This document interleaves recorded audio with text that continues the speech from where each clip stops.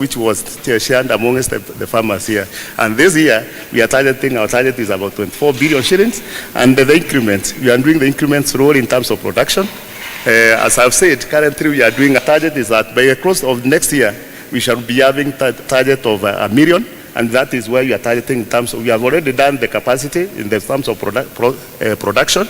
Our farmers are ready. They are willing and they're improving on that area. The area of markets, we don't have seen any challenge so far yet. However, this facility here, you see that it will be a very good opportunity for us because currently, as we are aiming a market of 1 million liters, we know Africa is a milk defense continent. Already, 2 countries have shown interest.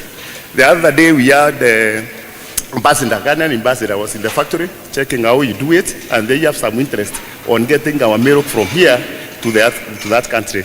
The other day also, I think the same year, this year, we had an advisor for Prime Minister of Congo, DRC, came actually directed to the factory to see what we are doing so that they can do some partnership and ensure that they have our product in the area. So I was saying that the facility being here in Meru and this side, it is a very great opportunity for us so that when you are even moving our product out, it can be aggregate here for exports. It can be very good place for our product for exports. So as we are saying, we are supporting what the government is doing, the county government and the national government, and we feel that we'll be part of this kind of a development which is coming in. I think it was a very good idea where you can have a facility like this one and assist our farmers earn more and more out of what they are doing.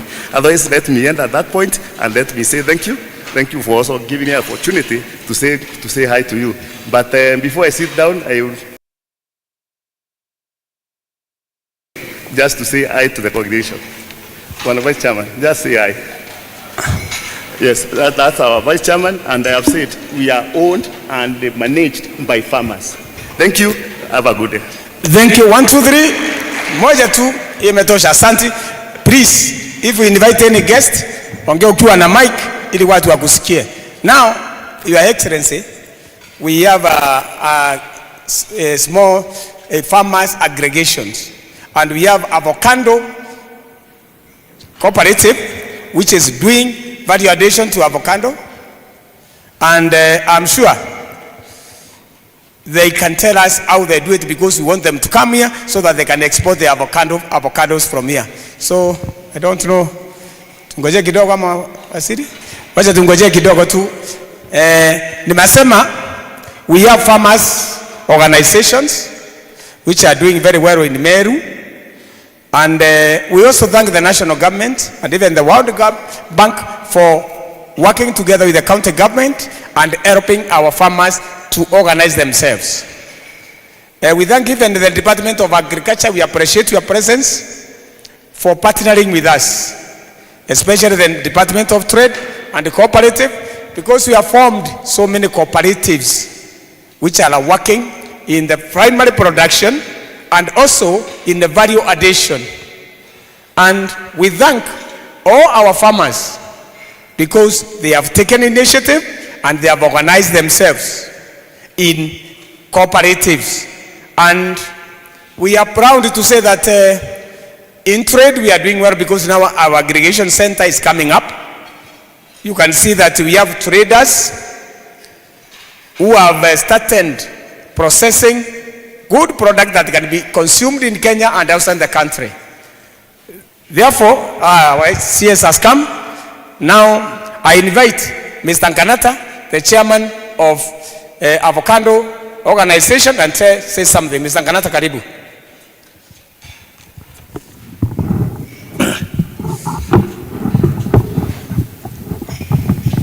Mheshimiwa CS, allow me to stand on the already established protocols. I'm here representing farmers organizations, and let me ask those farmers who are under the NARIG program, please stand up and wave. What are coffee, Irish potatoes, dairy, just stand up and wave. Thank you.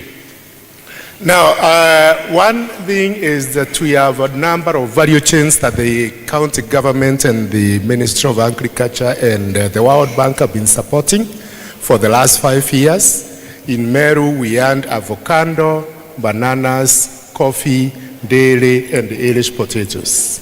And these farmers' organizations are at advanced stages of establishing aggregation centers. The Irish potato group has got an aggregation center. The banana group has also got an aggregation center. The avocado, we have a pack house. Actually, the national government and the World Bank and the Meru County government have financed us to a tune of that 5 million. And now we have a pack house almost ready. Because once you harvest the fruits, the process is to have them washed, have them weighed and grained, and then send them out.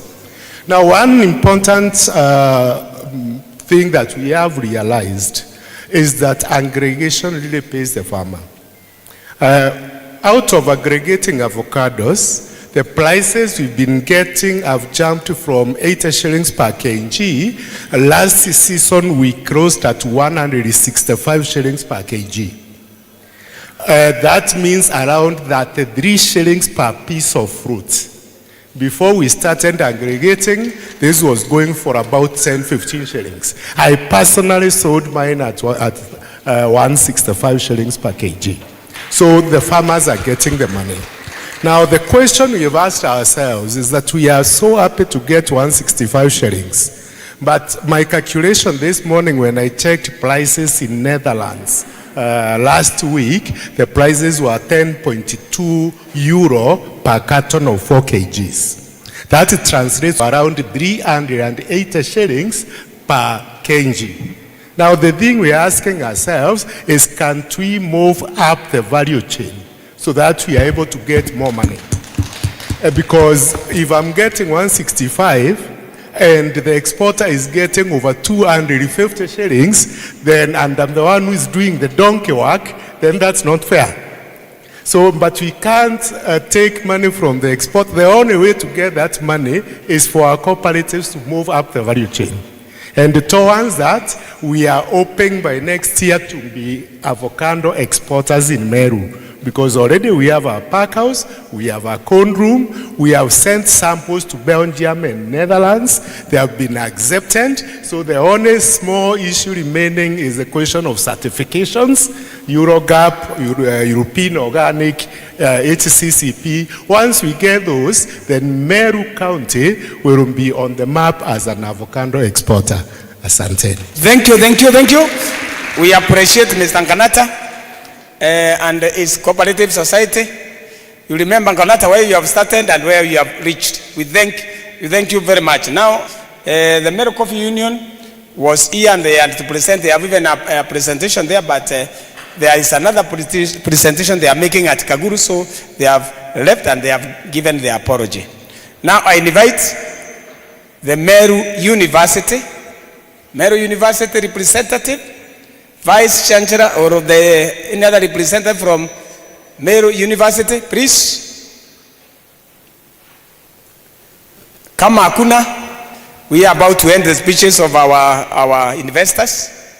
And since there is no Meru University, then I invite the chairman of Chamber of Commerce, who is the backbone of this investment, and also who is the chairman of Meru Municipality, Mr. Joshua Mungania, to make his remarks.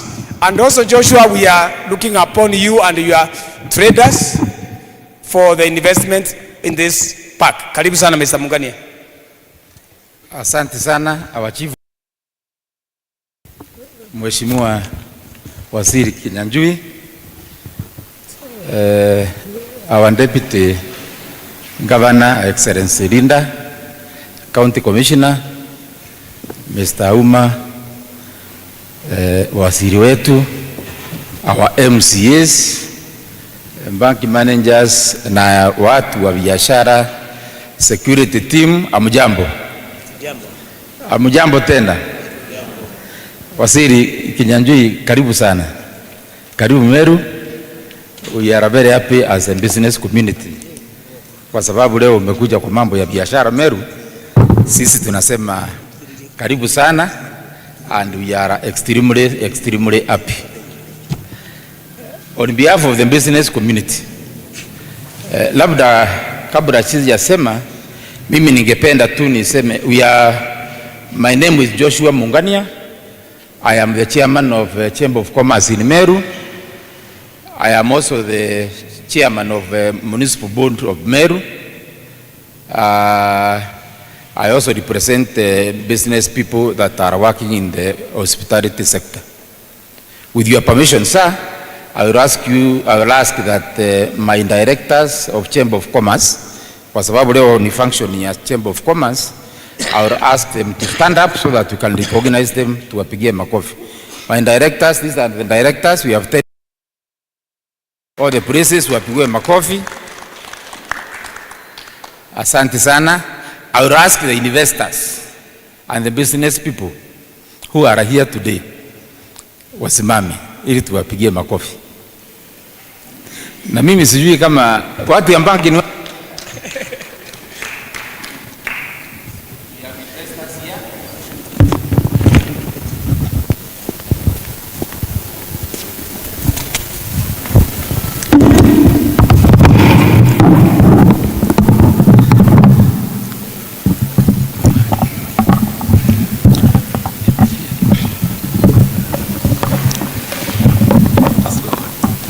asante sana. All the investors wapigiwe makofi.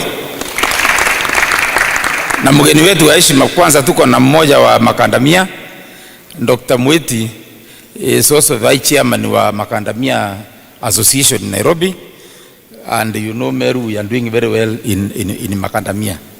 Asanteni sana, you may have your seats. Sisi kama watu ya biashara nimekuambia we are happy today. And we are happy with the Meru. And we are making money in the Meru. From the time that our new governor came in the office, we have peace in the Meru. Na nakwambia hii waziri kwa sababu najua ile peace uliweka Nakuru wakati ulikuwa governor wa Nakuru.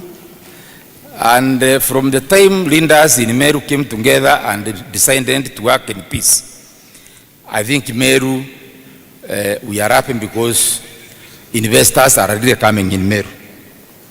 Tupigie county government ya Meru makofi. Juzi tulikuwa na national drama festivals in Meru, and today I'm told we are also hosting Kasa assembly sports, all of them. They are also coming to Meru. Wapigiwe makofi. That is the effort of our local administration and local leaders kwa kushikana ili wawe pamoja. Mheshimiwa Waziri, pia tunataka tushukuru serikali kuu kwa sababu ya this market. It's a beautiful place, and it is also done in a place you can hear the climate. It is very good for our people. So tunataka tushukuru rais wetu kwa sababu ya kutuletea hii kiwanda. We can see it is almost true. Tupigie serikali makofi na rais wetu. Na asante waziri kuja kuona tumefika wapi. Ile sasa kwa sababu kiwanda sasa imeisha, si ndio? Sasa tunauliza itaenda namna gani? How do we operate it? The only thing that I think waziri, na ni vizuri kwa sababu waziri leo hakuja na ndege, amekuja na gari. Na umeona hiyo barabara ya kutoka Rami mpaka hapa, ndio hii kiwanda ishike. Ndio hii kiwanda wafanyikazi na wakulima walete vitu yao. Ni vizuri tumalisiwe hiyo barabara nayo iwe ya Rami, ili tukiingia hapa tunaweza kuleta mazao yetu. Number 2, kwa sababu waziri, this will be a game changer in Meru in terms of value addition. Meru community, Meru business people, Meru agriculture people, they have received this with a lot of excitement because it will be a game changer. Na ile mambo itatengenezwa hapa, we also require the airport. The airport, unajua Isiolo airport is 105 kilometers from, I think it's 3 kilometers from here. And na hiyo airport haijaanza kufanya kazi vizuri. So if you go back to Nairobi, mwambie rais wetu tuangalie tuweze kutengeneza hiyo kiwanja ya ndege ili tuweze tukitoa mazao hapa tupeleke wapi. So what is remaining here now waziri ni sasa kuweka vitu, because we are thinking of a market where hata mkulima akija na vitu yake anaweza kupreserve. We are thinking of a market where somebody can come and pay for the machine ya validation, atengenezewe vitu yake, aende akauze vitu yake. So the phase 1, yes, the buildings are finished. And now we are requesting that we come up and see the kind of machines that we can be put here so that we can be able to operate. And as Chamber of Commerce, because we are a very vibrant Chamber of Commerce in Meru, we are asking and requesting that we do PPP na serikali ya national na serikali ya county, so that we can be able to run this village, so that the business people themselves can be able to run it for the better of our people. I know it requires a lot of things to this market. The best way of running it, we know in government they don't run businesses very well because of bureaucracy and other things, but we are saying if it is possible, let us release this market to the Meru people and to the Meru business community, so that we can be able to run it. And I can assure you, you know, Meru is very rich in everything. Hata tuwezi kuhesabu nini. And matunda, even this area itself, ile matunda inatoka hapa.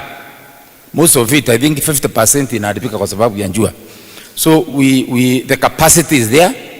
What we need is just the infrastructure, so that we can be able to endeshe hii sector. And I can also tell you the villagers here, and guest of honor, I have an hotel here. And this hotel is already making very well because of this. Kwanza leo mimi nitashiba, leo niko sawa kwa sababu from here people will come, watapitia kwangu pale roho ya kishia, and this is what we are saying the government should do for us. So we are happy and welcome. Please bring us the machines, and we will be able to run with this factory.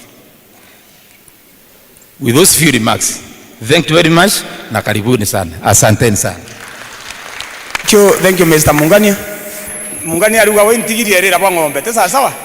This industrial park has helped them very much, and thank you Mungania for leading the investment. And with that, I will invite our CC. She will give her remarks, then invite the CS, the COS to invite the other guests. Otherwise, thank you and God bless you. Karibu, our city for trade, tourism and cooperatives, Madam Reverend Caro, to give her remarks, and then invite the Chief of Staff. Thank you. Thank you so much. Our chief guest today,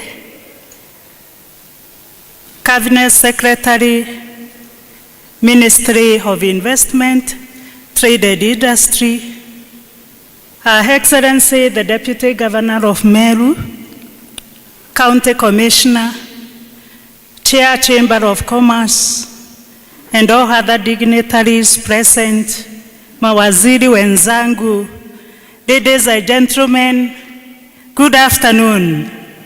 Good afternoon again. We thank God for the Father that we have,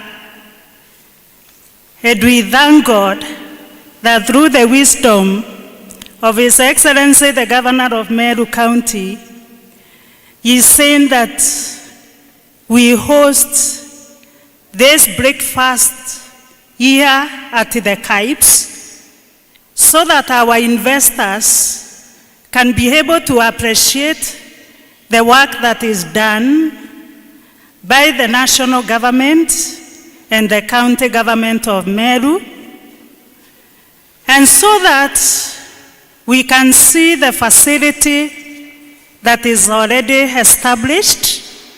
And as we think of investing in these CAIPS, then we have the picture. We know what is there.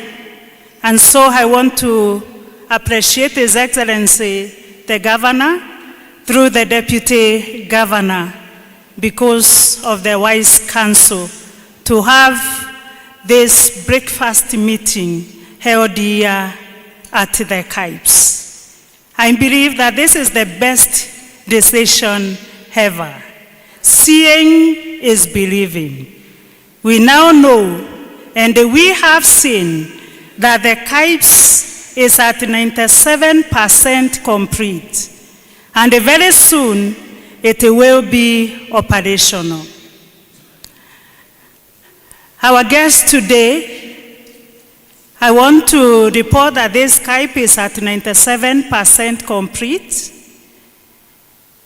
and at the county level, as a department, we have already established a committee that is sitting down to see to it that this CAIPS becomes operational soonest possible. And I also want to report that we have a vehicle that will be able to make this CAIPS operational. We have the Meru Investment Corporation, the MCIDC. So we already have an investment vehicle that will be able to make this CAIPS operational. And I want to take this opportunity to welcome all the investors who are here. And I want also to appreciate that we also have one of our own, Mr. Raishena, with us here today, who represents the international community. That shows how well our governor is connected both locally and internationally. This, as the Chair Chamber of Commerce has said, this is a game changer. This is a game changer to our farmers. Number one, through these CAIPS, we will be able to minimize the post-harvest loss. Number two, our farmers will be able to get value for their produce because they will be able to get markets. Number three, this CAIPS will be able to provide employment to our young people. So this is a game changer to the economy of Meru County, and the county government of Meru.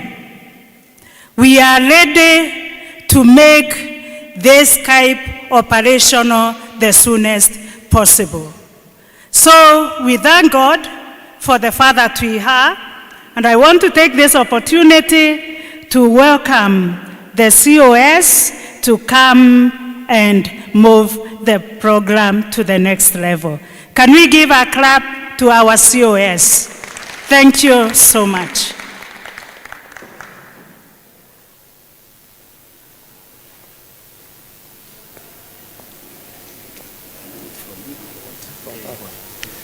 Thank you so much.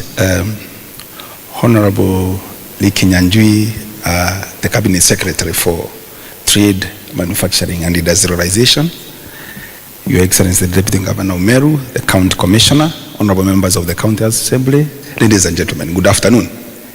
Good afternoon. Tumekunywa uji bwana. Good afternoon. Thank you very much. Maybe Honorable Cabinet Secretary, is because we called it breakfast meeting, but then we rank at the transition of the breakfast and the lunch. So that's kunda brought the confusion. Asante sana.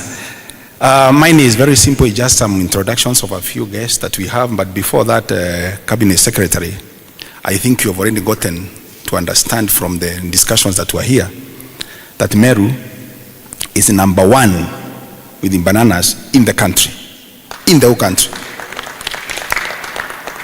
And the Meru, as you've just gotten it from the gentleman representing Mwenda, who was representing the milk plant, that our Meru Dairy Cooperative Society is the best in Africa. The best in Africa. Now, even more that you need to know now, maybe it was only not slotted in the program, is that Miraa trade is the best in the world. Meru is the best. Meru is the best in the world on matters Miraa. In the world. The whole world. So, is there another competitor anywhere? Hakuna. So, all these things, we are number one in the country, and so many things about agriculture. So, thank you so much. So, I will go right away to invite, allow me to recognize the member of County Assembly that represent this area, Mheshimiwa Ntuo Kithinji, to come and welcome Hazi and recognize the members of the County Assembly, please. Mheshimiwa.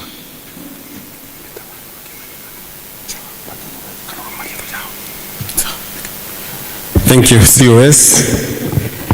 Our chief guest, Meru Kinyanjui, Our Excellency Deputy Governor Rida Kihome, I don't have the protocol served. Bwana Yesu asifiwe. Bwana Yesu asifiwe.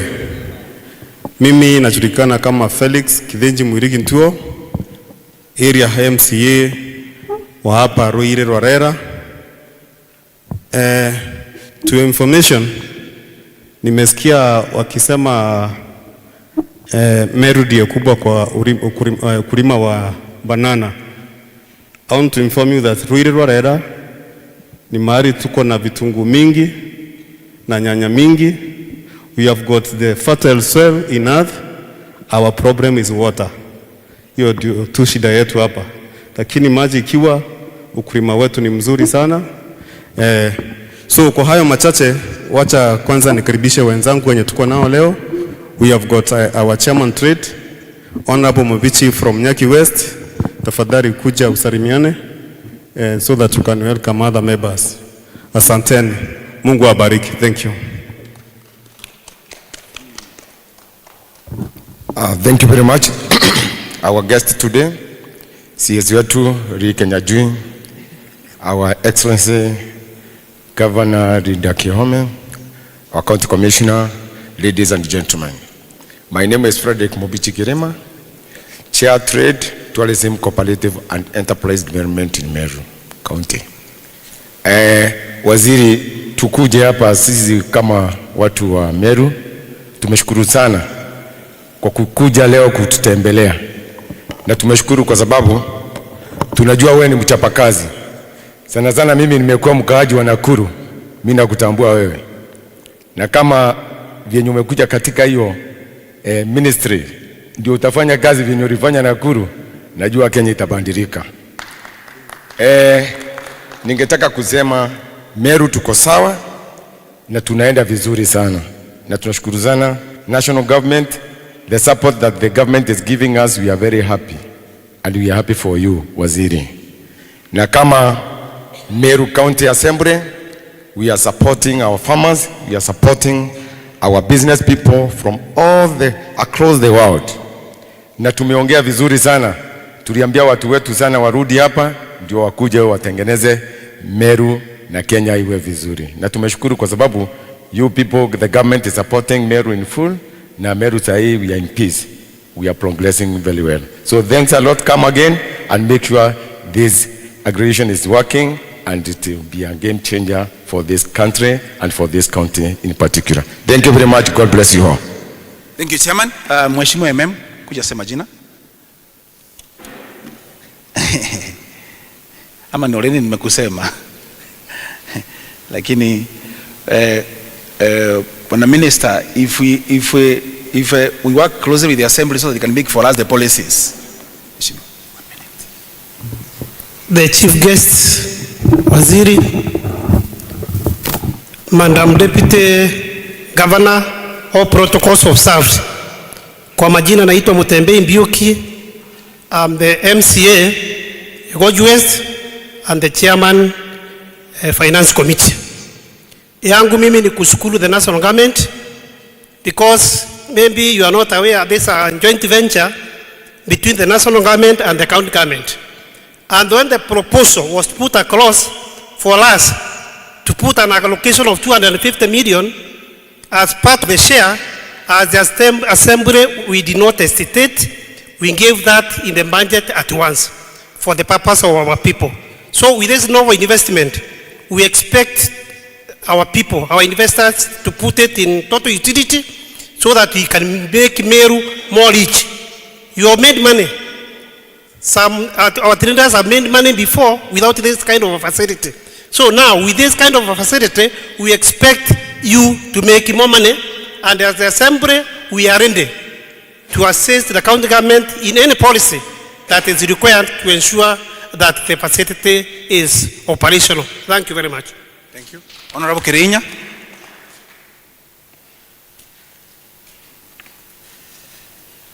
Asante CS kwa kuja, our Deputy Governor and all the invited guests. Good afternoon. My name is Kirinya Mwenda, Your Excellency, the Cabinet Secretary.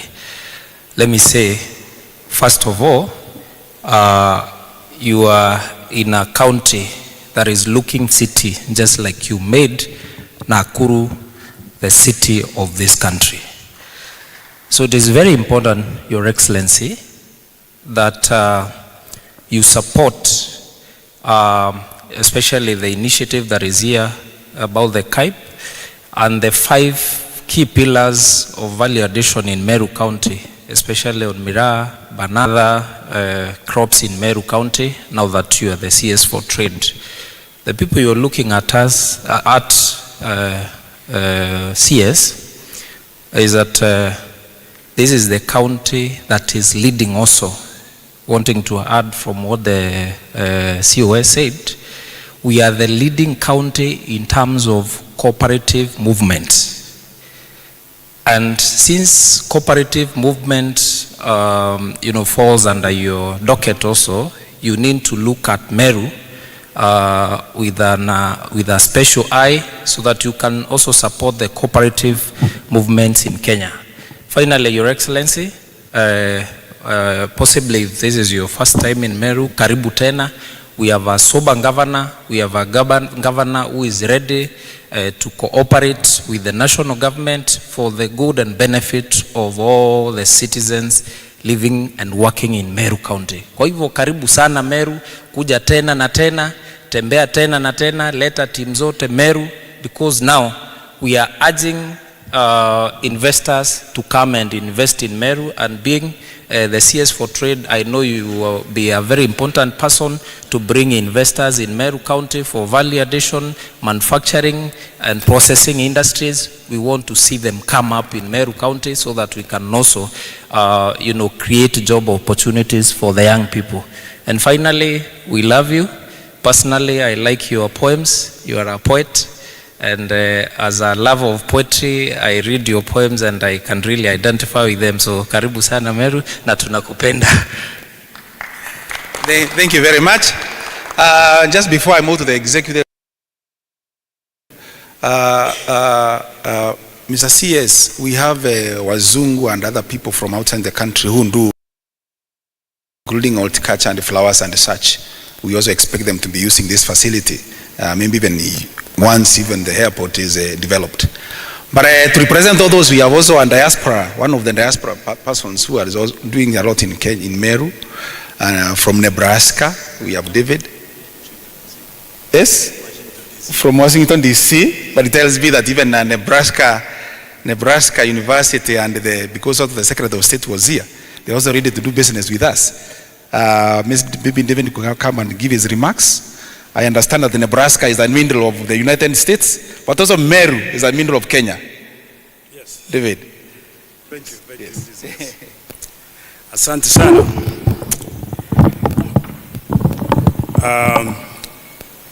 Wana CS, Mr. Kinyanjui, Deputy Governor, County Commissioner, and all protocol observed. My name David Leichena, and I'm a Meru, but I live and work in the United States. I've been there for a while, over 27 years. I'm also a small business owner. I was one of the privileged to welcome the president when he was elected, Dr. William Ruto, came to DC, and they had this big idea. I didn't know that Meru was at the center of it. We welcomed him, and he had his cabinet secretary, I think by then was Moses Kuria, and he talked about aggregation. And he wanted to establish also aggregation centers in the US. And we took the idea. Actually, we are leading in Washington. And maybe probably in the next few months, I will welcome you and the governor, Meru, and his delegation to come and open that aggregation. So I've had a lot of farmers here who are growing different crops. And I'm the guy. Just talk to me. Your products have markets in the US. They are in high demand. I just added a big delegation here, I think last week. I brought over 14 investors, not just visitors. I know Kenya is good for tourism, but these are people who want to make a difference here, who want to come and invest here. They want to value a nation, but this is the place. I'm so excited to see this. Because I know, because I'm one of those small business owners there, we love products from Africa because we know they are organic. So you have avocado, macadamia, and all other wonderful products that we produce here in Meru and other parts of Kenya. They have a place in US. Please fast track this, Mr. CS. And we capture the market. I think still we have AGOA is active. Now that you don't have to have taxes over there, the tariffs, they are not affecting Kenya. So please be assured that you have a market outside Meru, outside Kenya. Meru is actually at the middle of Kenya. When I was here with the delegation last week, they were making this, joke that Nebraska is actually the middle of United States. That's why they chose to come to Meru. But what they never said, it's Meru is the best in agricultural products. So I told them you're in the right place, and that's why we chose to come here. They went to Nakuru, but they confessed to me before they take flight that Meru is the place. They want to come sooner. But also, we want to invite farmers to US to go and see what they do so that you can also improve in your dairy and other farm products.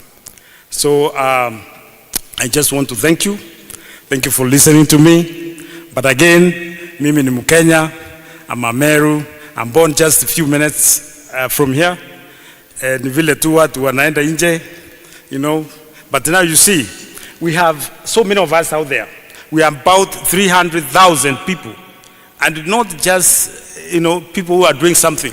So if we take this opportunity, Mr. CS, I think we can make a difference in Meru, in other counties. And thank you very much. Thank you. Thank you so much, David. Umekuwa mrefu bwana. When you go to America, you become also tall, like the year. So, correction. I think the airport is 3/4 in Meru. I'm not sure why the name is Isiolo Airport, but I think it should be reading Meru Airport. I think that is the situation. Yeah, but it's a subject for another day. Now, apart from the directors, all those other county government officers, please just upstanding, we recognize you. Apart from directors, chief officers, CCs, those other county government officers, be just upstanding, we recognize you. Watu ambao wanafanyia county ya Meru kazi. You cannot see. All right, asante sana. Let us appreciate them. Thank you very much. And the gentleman there is the sub-county administrator here. Asante sana. The directors from county government of Meru, directors. Let us appreciate our directors. the chief officers, and the accounting officers of the county government of Meru. Let us appreciate them. And then we have the mawaziri wetu, the CECs, please just upstanding. On waziri, at that end we have Mr. Murega. Mr. Murega is the one in charge of sports and the youth. Nasarakasi hizo zote. Mr. Murega. Yes. Then here we have Wakili Baptista. He is in charge of water, environment, and natural resources. Here we have Reverend Caro. She prays for us very hard. She is in charge of this trade, industrialization, and enterprise development. And there we have Dr. Dennis. He is one in charge of health. Then you have the county secretary. Please come and say hi on behalf of the whole team. Na ni wakili pia wetu wa Meru.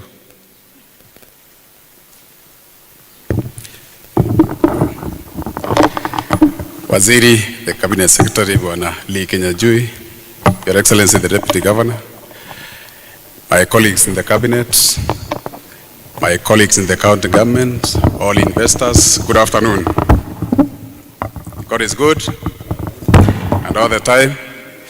My name is Maranya, I'm the County Secretary, and let me take this opportunity, Waziri, to welcome you to Meru. Na pia nikueleze asante sana, or thank you too very much for coming to help us nurture this baby. This is a newborn baby. It is not going to be a stillbirth now that we can see you here. It is going to serve the purpose that it was meant for. So thank you very much for always being with us, the national government for always being mindful and being intentional about development in Meru. And I'm very sure the collaboration that we have between the national government and the county government, we are going to make this one realize the potential that it has. For our investors, may I tell you that the governor of Meru is intentional, he is purposeful, he is mindful about investment. And this one you can see, it's in the public domain. The number of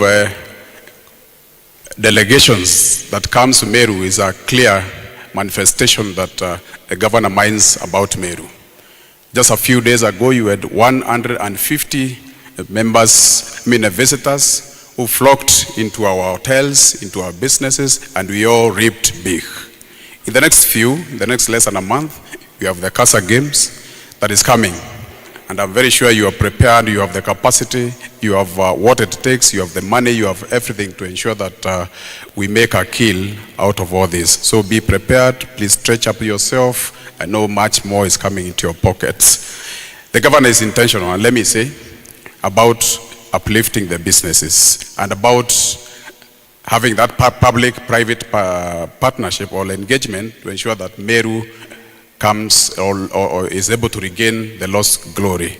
I know too much is on the way, and Cabinet Secretary, let me tell you, this is a place where you touch anything, even that which has never been explored, and it blossoms up. You can see for yourself any industry that has been started here. You can see for yourself any farming that has been started here. Meru is full of potential. The national park up here is full of potential. So much is here. Much of what has been said, if you go to the industries that are within Meru, they are the best performing in Kenya. The best performing. May it be stone cutting industry or businesses. May it be in the real estate.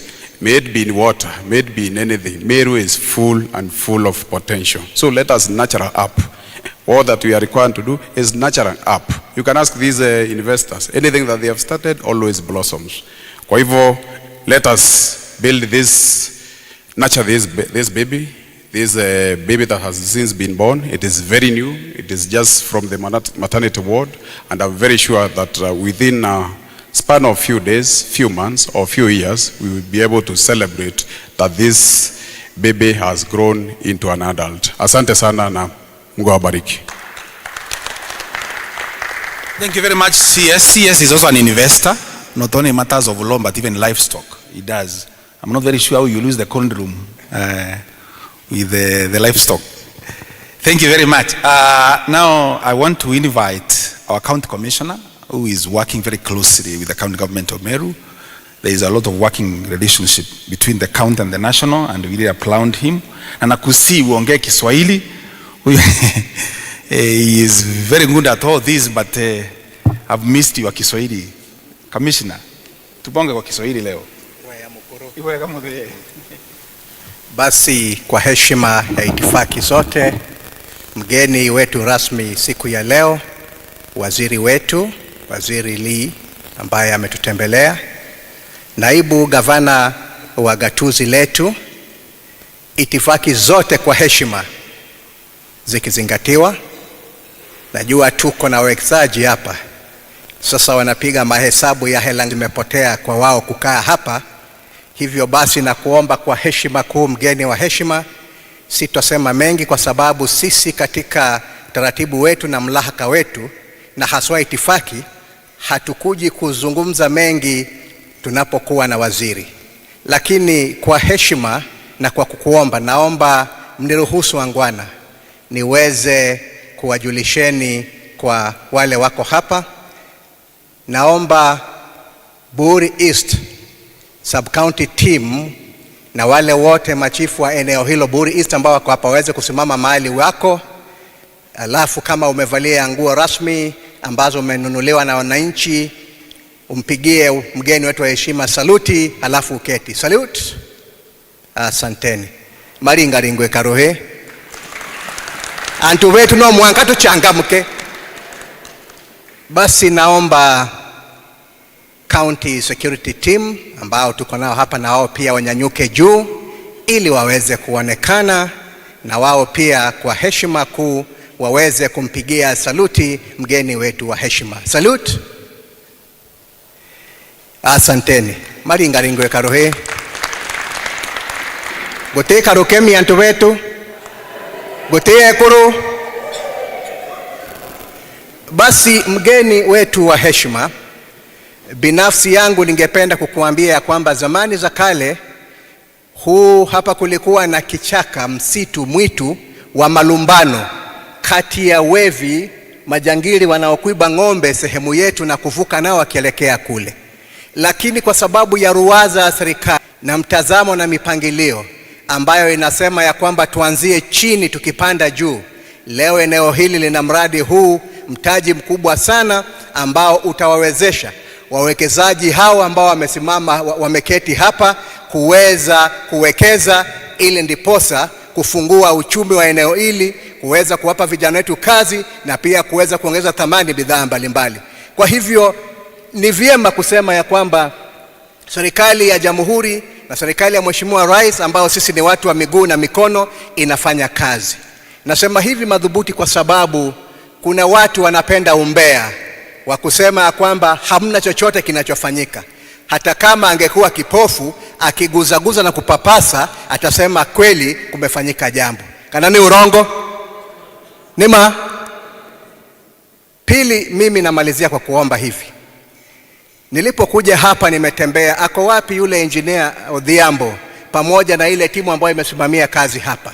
Wamefanya kazi nzuri sana na ni kazi ya kufurahia na sisi tumewashika mkono kabisa. Nilipotazama nimeona kwamba ua ambalo limezingira eneo hili ni ua butu. Ua butu ni ya kwamba hakuna kizuizi, mtu akipanda kule juu kitaka kutumbukia ndani atatumbukia.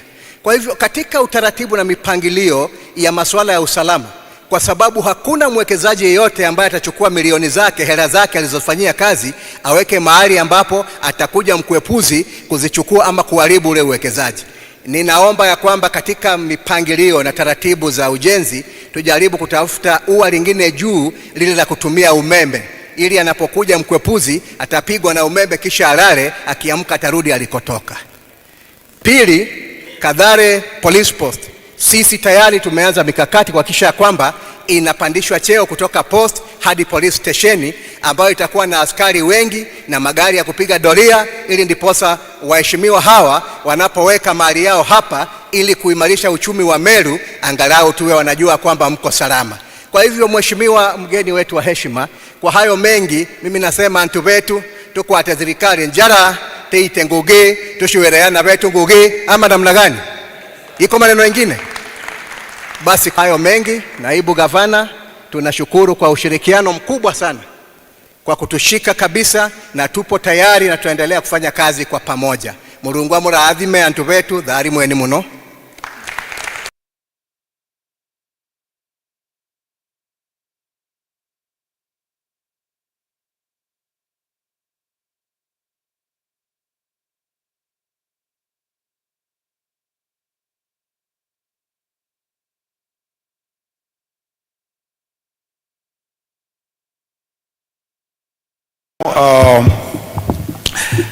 CS, we put a lot of investment in our ladies in Meru. And I want to emphasize, we put a lot of investment to our ladies in Meru, our mothers, our daughters, our sisters. That's why we have a deputy governor who is a lady in Meru. And apart from all the investment that we're talking about in agriculture, bananas and all those other things, even when you marry one from Meru, first of all, without any quarrel, that years. It's no longer 10 years that Nani was saying. It's no longer 10 years that Kalisi, unless one who is not very sober. And I want to repeat, unless one who is not very sober. But I didn't mention anybody. So asante sana, maybe once the deputy governor will be welcoming you, then he will be giving the apologies of our governor. Lakini hata nakumbuka kuna mmoja wetu kutoka Kenya alikuwa ameenda kule nje, and he once said that when Baba was away, so when our Baba was away, hata niliona pale akisema is coming in a style, hata motorbike tatumia stima, hata so hata hiyo ni investment. So Your Excellency the Deputy Governor, Our Excellency the Deputy Governor, to come and give our remarks, and then welcome the Cabinet Secretary. Makofi tafadhali, Your Excellency.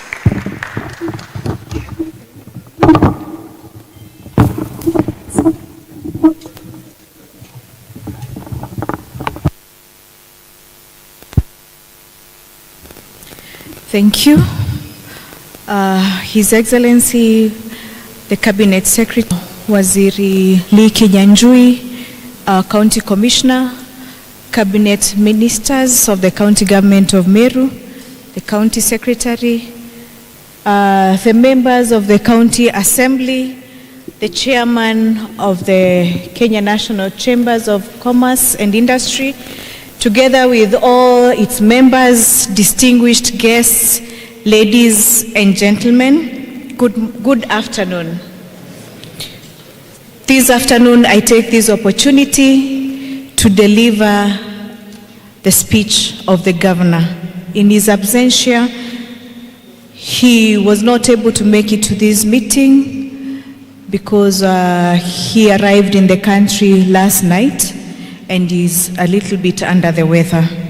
So on behalf of the industrious and hardworking people of Meru, we extend our warmest welcome to you all. Your presence is pivotal. The County Aggregation and Industrial Park is a profound gesture of support and shared purpose in the spirit of building together. This facility stands as a beacon of our commitment in fostering trade, investment, and inclusive industrial growth, not only for Meru County, but for the region and the nation at large. As you are all aware, agriculture remains the backbone of Meru's and Kenya's economy, and our government is deeply committed to unlocking its full potential through value addition and agro-industrial development, and consequently put an extra shilling in the pockets of our farmers and our investors.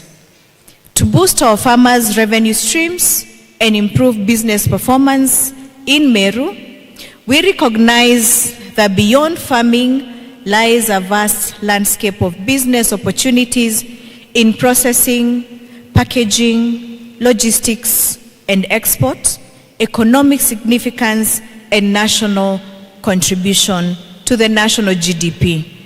That is why, with that motivation and in close collaboration with the national government, we have established this County Aggregation Industrial Park, a transformative facility that is now 97% complete. Will significantly accelerate our economy, our economic agenda, unlocking new opportunities for value addition, market access, and enterprise development. CAIPS is not only a standalone facility. It will facilitate our infrastructure and strategic assets. To catalyze the success of this Meru CAIPS initiative, the county government of Meru has invested in a robust network of aggregation and processing facilities, including but not limited to the Kithaene Avocado Processing Facility in Abogeta, Nyomba ya Ardhi Banana Aggregation Center in Kanyakine, Kitheo and Kegochwa Macadamia Aggregation Facilities in Tigania East and West, the Nteremeti Potato Aggregation and the Potato Ambient Store in Tugi. These investments are complementary to our strategic proximity to the Meru Isiolo International Airport and the transformative Lapset Corridor, positioning Meru as a gateway to regional and global markets. In addition, through the PPPs, we are developing the Meru Energy Park, a hybrid wind, solar, and battery storage facility just 5 kilometers from this site. This will ensure stable and sustainable energy supply to power our industrial ambitions. With an implementation progress of 97%, the Meru CAIPS is proudly leading the nation in execution.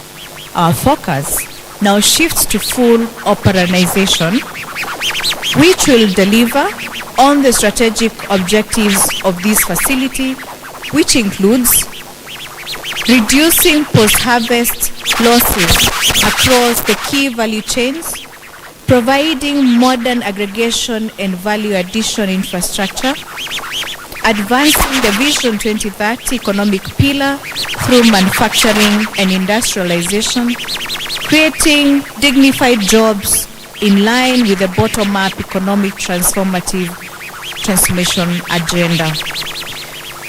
In addition to that, to unlock the full potential of the Meru CAIPS and ensuring a long-term sustainability, we respectfully appeal for your support, Honorable CS, in fast-tracking the National CAIPS policy draft currently domiciled in your ministry. Your assistance in this matter would be invaluable not only to Meru, but to the national vision of industrialization, job creation, and economic empowerment. Once this is done, our county assembly is ready to domesticate the policy and align it for Meru County, and our unity with our leaders is what will prosper our people. Na hii Meru lazima tujenge pamoja. The county executive, the assembly, the national government, investors, farmers, workers, and all people of goodwill. The domestication of this policy within Meru County will provide the essential legal and regulatory framework to attract streamline operational protocols and establish a fully functional, competitive, and profitable industry.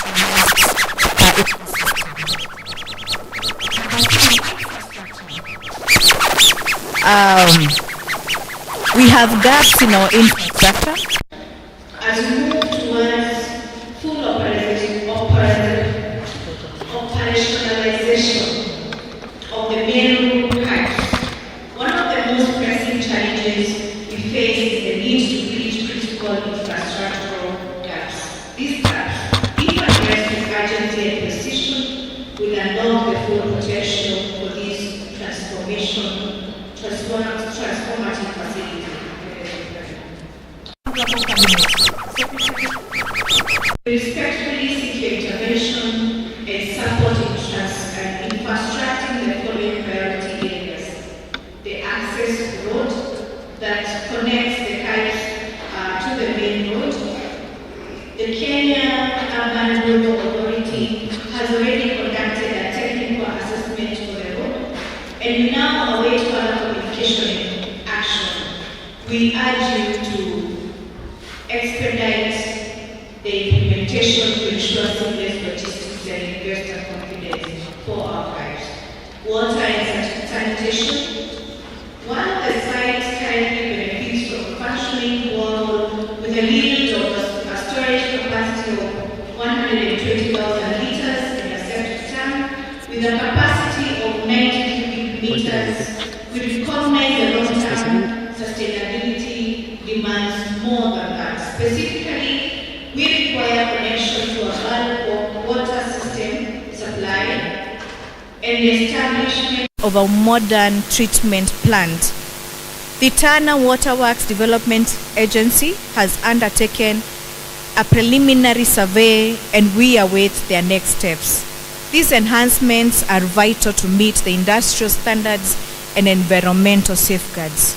Your support in addressing this infrastructure, our Waziri, needs will not only accelerate operational readiness of the Meru CAIPS, but also send a strong signal of national alignment and commitment to inclusive development.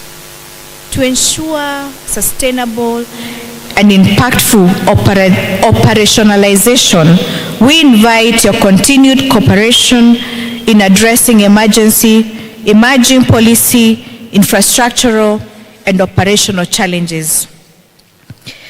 Operationalization and strategic partnerships.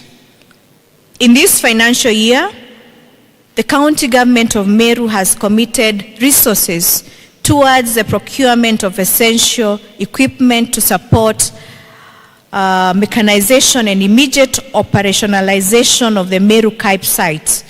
This investment marks a critical step in enhancing efficiency, productivity, and value addition across our agriculture and industrial value chains. We envision a collaborative partnership with agencies under your ministry, particularly the Kenya Industrial Research and Development Institute, to ensure that the Meru CAIPS becomes a model of innovation, mechanization, and industrial excellence. Operationalizing the supporting state departments and agencies, we further appeal for your assistance in activating and operationalizing key state departments, including the CAIPS, the KIE, the Kenya Industrial Estates, the KEMSA, the National Transport and Safety Authority, NTSA. Their full presence and active participation will transform this facility into a one-stop investment hub, streamlining regulatory processes, enhancing investor confidence, and accelerating economic activity. Together, we can create an enabling environment that attracts and retains transformative investment. A call to investment. Our government is currently preparing the Meru County International Investment Conference, a flagship event that will showcase our county's vast and diverse investment opportunities, from agro-industrial ventures and renewable energy to cottage industries, tourism, and manufacturing. Meru stands ready to welcome visionary partners. We warmly invite your ministry's partnership and participation in this landmark event. Your presence will send a powerful signal of national alignment and commitment to economic transformation. It will also inspire confidence among local and international investors seeking to engage with Meru's dynamic economy. To the great people of Meru, both at home and in the diaspora, we extend a heartfelt invitation to join us in building the future of our county. We are offering targeted incentives to support investments and development. In conclusion, thank you all once again for honoring us with your visit. With your continued support and partnership, Meru County is poised to become a vibrant hub of industrial activity and creating jobs, empowering communities as well, and contributing meaningfully to Kenya's national development agenda. Meru tujenge pamoja. Asanteni sana. It is now my honor and duty and distinct pleasure to invite our chief guests, Honorable Lee Kinyanjui, the Cabinet Secretary for Investments, Trade and Industry, to deliver his remarks. Karibu sana, Waziri. Asante, you may be seated. So thank you very much, our Deputy Governor. And on behalf of the Governor, who is out on official duty, allow me to express my gratitude for the good work you have done, including this business roundtable meeting, bringing together the business community, government agencies, and us at the ministry so that we can be able to align our goals with respect to how we would want to operationalize this particular project. But also allow me to acknowledge the County Assembly for the support and working together with the county government, and also to say that maybe the first 2 years there was too much noise coming from Meru. Is that true? Yes? And you know, where there is a lot of noise, there is no work. So if I'm an investor and I'm looking for a county to go, I would want to go to a county where there is stability and where there is unity in leadership. So my plea to the people of Meru, and I think also other counties across Kenya, is that the leadership is very important, even in attracting investment. So if you're coming to talk to a governor and you're not too sure he'll be there tomorrow or not, you as an investor who wants to bring 200-300 million shillings, will you be able to put your money there? You'd rather go where there is stability. So I urge you that let us have unity of purpose. Meru is one of the food baskets of Kenya. You feed us with coffee, tea, macadamia, even miraa, all those things come from here. So a lot is expected, and I want to thank you for the peace that we have found, and I'm sure we'll be able to make good progress around that. We have also come with some of our agencies from Nairobi, including anti-counterfeit. They are here, represented by the CEO, Nairobi. We have Kenya Bureau of Standards to ensure that whatever we come up with is within standard. That's the CEO. She's called Madam Gare. And then we also have the gentleman in charge of all the CAIPS in the country. He's called Mbeva. Thank you, Mbeva. He's the one who's working together with the teams around here. And all of you who have come here, allow me once again to say we are happy to be here. Now, our marketing channels, which include these aggregation centers, then we can improve the livelihoods and we can put money in the pockets of our farmers. So how will we make it work? We have had a discussion with the county, but in principle, we would expect cooperatives, for example, the cooperatives doing macadamia, individuals who are in value addition for coffee or tea or anything that is within all the crops that are grown here, to come take up a lease here, and then they can buy from everybody. And once they buy, they can now look for markets abroad.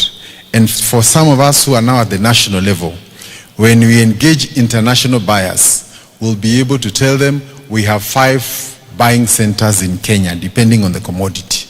So you can tell them you can go to Meru, and we would want to connect the information in Meru with our head office in Nairobi, so that at any one time, we can say we have 100 tons of macadamia in Embu, in Meru, and coffee and so on. So this is a very important linkage to the market.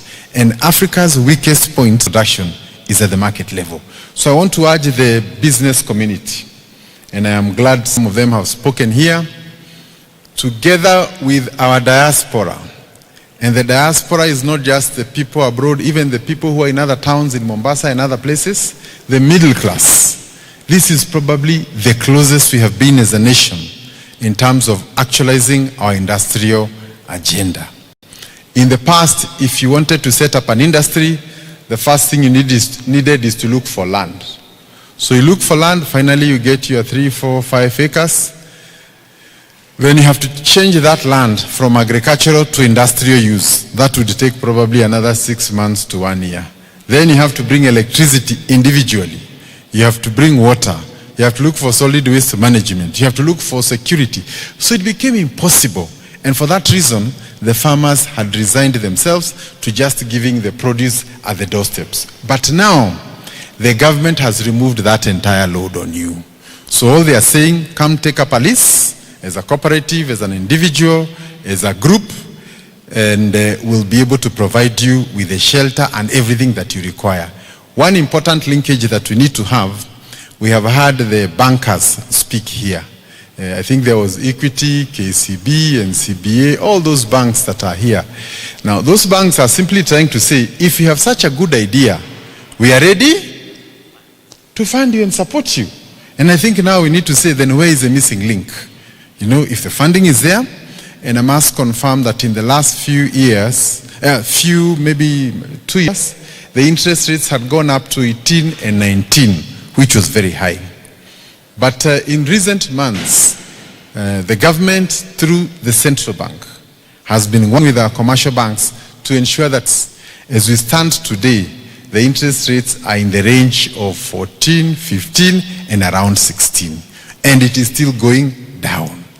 Further to that, the government, through the Kenya Development Corporation, which is a government agency under my ministry, we have specific funds to support people who want to invest in industry.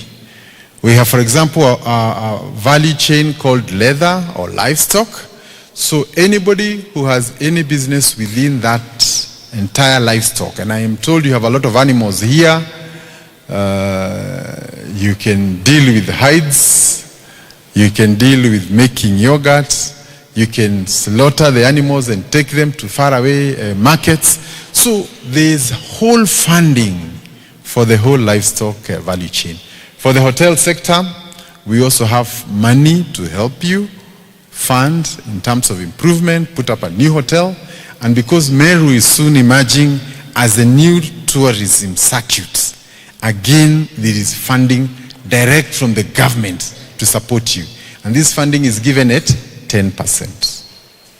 Correct? So, lastly is on equipment. So assuming you want to come here, you want to start a flour mill, you want to make animal feeds and that kind of a thing, and you want to buy equipment, maybe it is 10 million, 20 million, again through KDC, we have a specific line of credit from India where we are able to give credit up to 10 years at 10%. So I think now if we have the markets, because I think we have already established here that the markets are there, whether it's macadamia or avocado, these are products. In fact, whatever is growing here in Meru, by some strange coincidence, the market is very high abroad. Macadamia, you will know the global market, how it is operating, tea, coffee. Maybe the only one we probably need to say one or two issues is in the area of Miraa and called Mogoka. So I think this is the only commodity that is very unique to Kenya. It is not produced in other places. And not only is it produced in Kenya, it's only produced in Embu and Meru.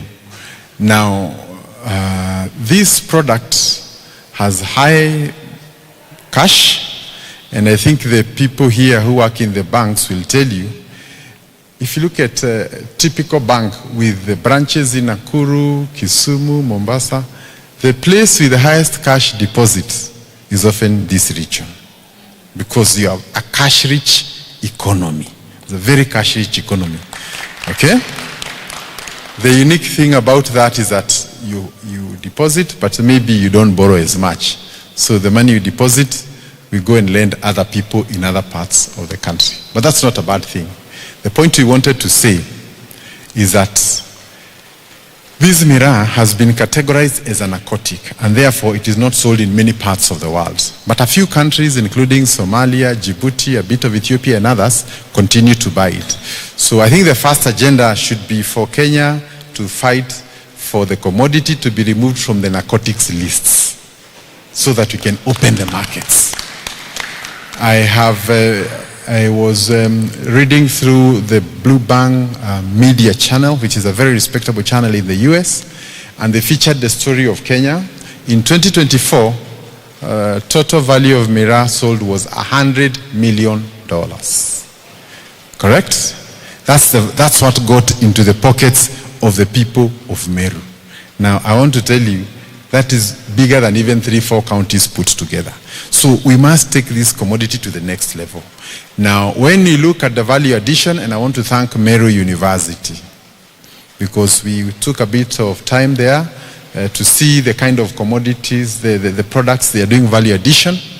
And one important thing is that our universities for a long time have been very academic and not interacting with the communities in which they have done value addition on this miraa product, produced what now can be packaged, can be stored, can be preserved for a long period, and therefore the desperation of harvesting and having to fly those pro boxes to Nairobi, now that can be removed so that we can sell to bigger markets, get more share, and so on.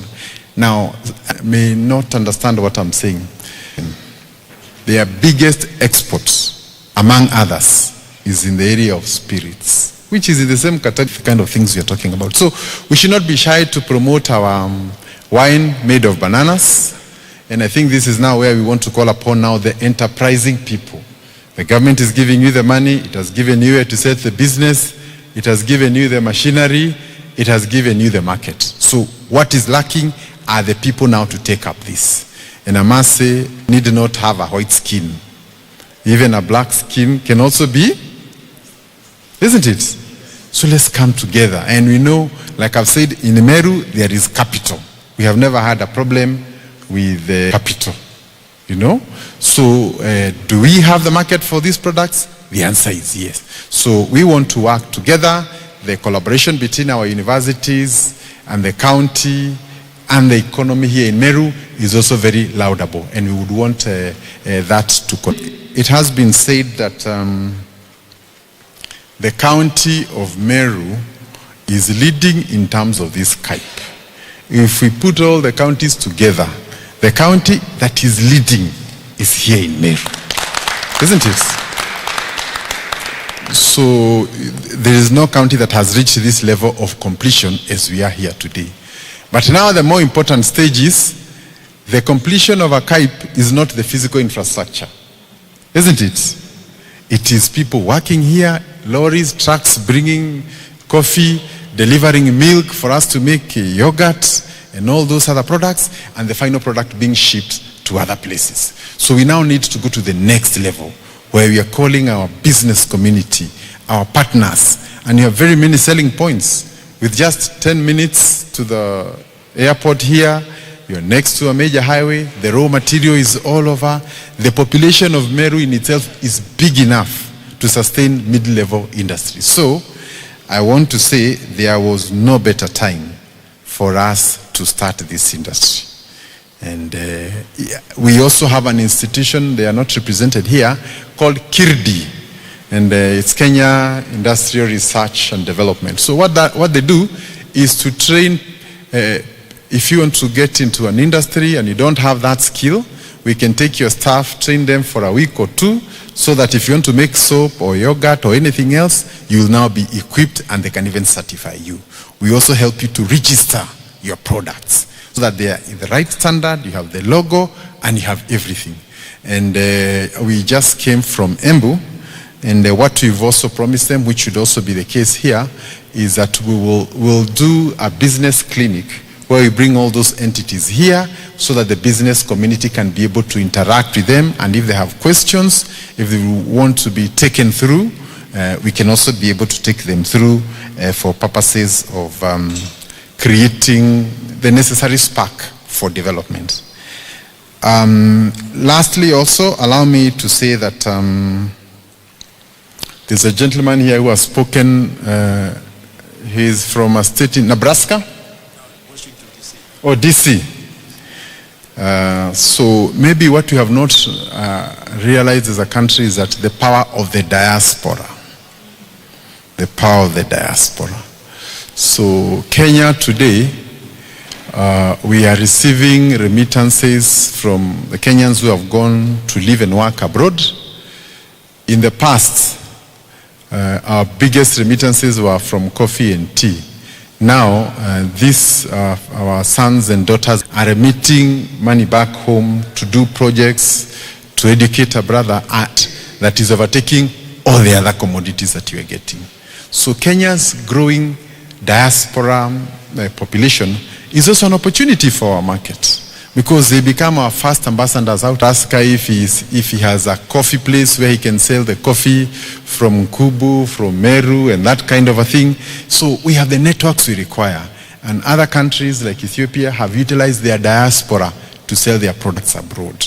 We too have our sons and daughters, and they would be there. When you want to mobilize the capital, they would also be of call.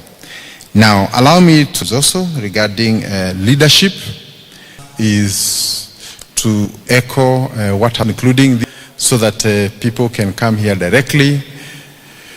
We have a few other development issues we would want. In fact, we think this CAIP is small given the scope of Meru, so we would want it maybe to have a phase 2 on the other side, and I think there is justification for that. So we will take a few of the business people here who have an interest to other places where this CAIP has worked, including out of Kenya, so that they can see the vision. You know, it is very difficult to drive people to a place they don't know. So for the few, Madam Governor, together with your team, we are ready to show them exactly how it would look like. Here is the funding, here is the technology required, and so on.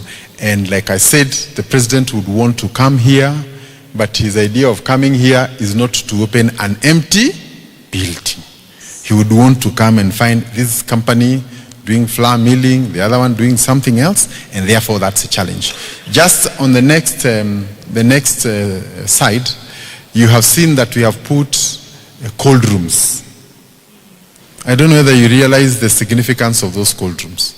In Kenya, over 30% of our harvests is lost in what we call post-harvest losses. So, if the market is bad and you have a commodity you have harvested today, it means you can go maybe pay 2,000 shillings, have it there for another 1 month or 2 months, and when the market is good, you can be able to release it, whether it is the avocado or any other commodity.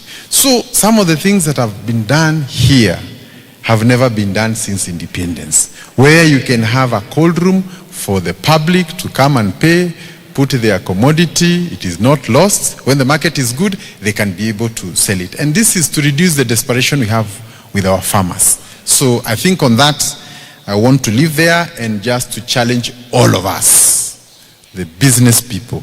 It's time now to act, and we cannot act if we don't have the information, which is really what we are trying to share here. In the last maybe few months, there are times when we have had a few demonstrations, especially in some of our regions, and it is true that our young people sometimes have overreacted and even destroyed property in some of our centers. Is that the case here in Meru? Did that happen here? So I want to take this opportunity also to plead with our elders that we must talk to our young people. We cannot allow, it is even unthinkable, that you work in that supermarket and today you are the one going to loot from it or even burning it. Where will you sell your produce tomorrow? Where will you go to work? So I think some of these acts, if they're allowed to go on, we will start seeing companies and industries shying away from coming to our regions. Because if I'm coming to put up an industry, I want to put 100 million, 200 million. Do you think I will come to a place where I think my factory may be burnt tomorrow? So we will end up having our counties labeled as anti-development, as unsafe, and nobody's going to come there. So if today you are sitting in one of the big supermarket chains and you are deciding where to put up your next branches, would you want to go where just another supermarket has been burnt the other time? So I want to urge, because these are our sons, these are our daughters, I think we need to have a very serious conversation. We can reduce our region to poverty, where every other bank wants to be, where every other industry wanted to be, where every other enterprise wanted to be. It can be where nobody else wants to be, because they are not too sure whether they'll be here tomorrow. So we must distinguish the politics of the day from our business and from our livelihoods. And I think there's no better way to put it than saying that let the businesses thrive. If it is a hotel, if it is any business, let it run. And we have better ways of dealing with other differences that there may be there. This road, you want another one, you would want the president to consider this thing or the other. So my only point is this, is that the president is also a human being. Is it true? So if he goes to Nyanza na anapokelewa na watu wanapiga ngemi zao zote, wanampokelea, wanamuonyesha mahali, akienda coast the same, akienda northeastern, na akikuja kwetu, mnamwimbia wimbo gani? Mnamwimbia wimbo gani? So this is a person with a 4 trillion check. He can take a road here, he can take it to Mombasa, he can take it to Northeastern. We are also making very critical decisions at any one time in government. Like now, we'll soon be appointing the National Lands Commission. The current board has expired. So he'll be consulting with regions across the whole country so that we can put people. And there's also need for regional balance, just like in anything else, even when you're appointing ambassadors and everything. But would you call people who are singing for you the way you are singing for him? Don't we risk isolating our region? Is there a risk of isolating our region? Is there a risk? So I want to urge you, my good people, I also come from the broader region, such as yourselves, to say the election is very far. 2 years, a lot can happen. And a lot indeed will happen. In the first year, I'm sure you know there was a lot of talk that the government in Kutenga too, in Atenga, that kind of talk. But today where we are seated, is this a Kutenga project or can you see the project? Can you see it? Can you feel it? Can you touch it? The affordable housing project, for example, that we have. In the first few years, the same maybe because before it takes a bit of time, but now it can be seen. So I think all we would want to urge is that there's need for patience. The region must engage the top leadership in a strategic manner.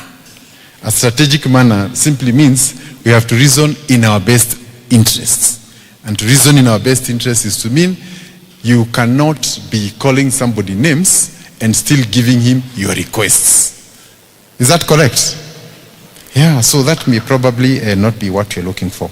But we still remain hopeful. Our counties are doing very well. I am happy to hear that finally here in Meru, there's truth. Wazee wa hapa, mkae na the leadership, make sure that Meru is what it has always been. From the days of Angaine, the great men and leaders who have come here, including Mudhaura, who was the pillar of Vision 2030 in the Kibaki administration. I think the least we can do is to say that Meru should remain where it has always been. And we are here to support you. I want to end there by thanking all of you for your patience, for your time, and indeed to confirm that we continue to have Meru's CAIP as the #1 CAIP, and even other counties that are not doing very well will be coming here to see the thing that you have done well so that they may learn from it and also take to their counties.